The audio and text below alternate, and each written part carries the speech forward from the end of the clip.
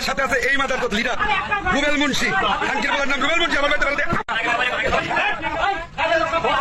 এই যে একটা আছে ডাকাত দলের সদস্য, ঠিক আছে, এরা হলো ডাকাত দলের সদস্য।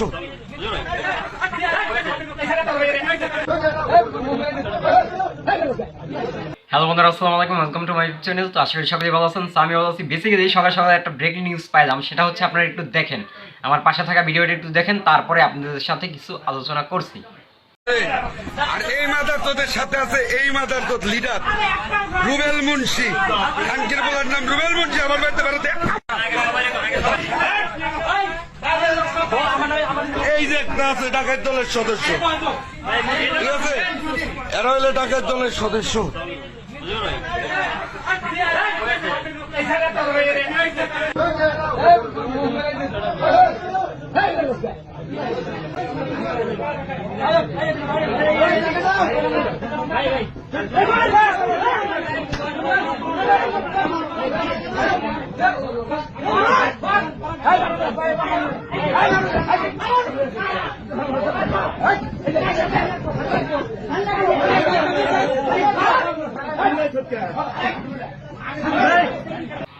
বিশেষ করে ভাই এদের কথা একটু বলি, ওনাদেরকে সবাই বউ ব্যবসায়ী বলে, সেটা আমি বলি, নিজেই বলি।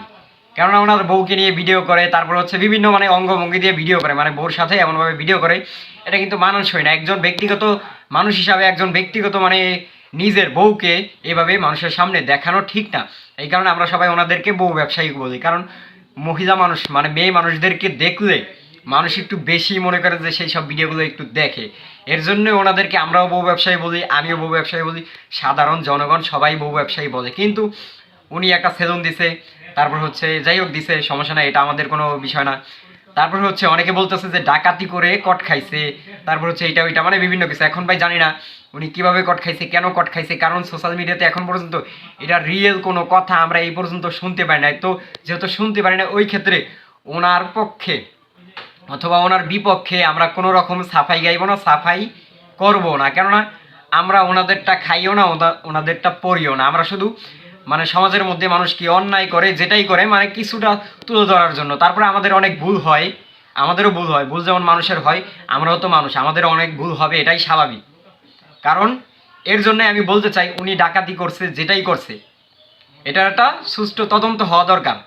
যেহেতু একটা সোশ্যাল মিডিয়াতে ভাইরাল হয়ে গেছে, উনিও একজন ভাইরাল লোক সোশ্যাল মিডিয়াতে, এক্ষেত্রে ভালোভাবে মানে এটার একটা তদন্ত করা উচিত যে উনি আসলে কি ডাকাতি করতে যায় ধরা খাইছে নাকি অন্য কিছু। কেননা এই ক্ষেত্রে আমি বুঝতে পারতেছি যে উনি ডাকাতি করতে যেয়ে ধরা খাইছে, কারণ দেশের মধ্যে মানুষের পিছনে যেভাবে লাগতেছে, এইখানে মনে করেন যে একজনের মিথ্যা কিছু একটা দিয়া মানে ওনাকে বিভিন্ন ধরনের হ্যারাসমেন্ট করা, এটা স্বাভাবিক কিছু ভাই। বর্তমান বাংলাদেশের বর্তমান পরিস্থিতি এইরকমই চলতেছে।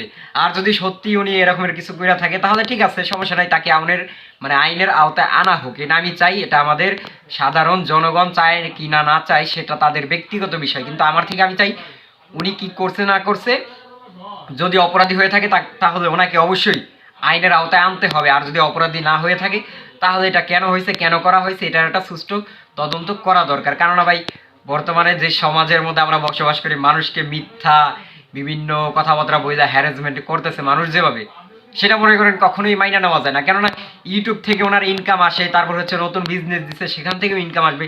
তারপরে যদি একটা মানুষ ডাকাতি করতে যায়, কেন ডাকাতি করতে গেল, কি কারণে গেল, সেটা তো আমাদের দেখা দরকার, বোঝা দরকার, কোন দুঃখে সে ডাকাতি করতে গেছে। তাই সুন্দরভাবে বলতেছি, এখনও বলতেছি, আমরা কারো পক্ষে কিংবা বিপক্ষে কিছু বলতে চাই না যেই পর্যন্ত ওনাদের কোনো মানে সুষ্ঠু একটা তদন্ত আর সুন্দরভাবে আমরা নিউজ না পাই। তাই অনেকেই অনেক ধরনের মন্তব্য করেন ভাই, মন্তব্য আগেই কারো সম্বন্ধে করা ঠিক না। কারণ আপনার শত্রু হইতে পারে, আপনার বিপক্ষ মানে একজন পার্সন হইতে পারে, তাই বোঝা তার কিছু সুই নাই মনে করেন আন্দাজেই যে একটা মন্তব্য করে ফেলবেন, এটা কিন্তু ঠিক না। যাই হোক, অনেকেই বুঝতে পারতেছেন যেটা বুঝাইতে চাইছি। সকলে ভালো থাকবেন, সুস্থ থাকবেন, আর ভিডিওটা বেশি বেশি করে শেয়ার করে দিবেন। আজকের ভিডিও পর্যন্তই। আসসালামু আলাইকুম।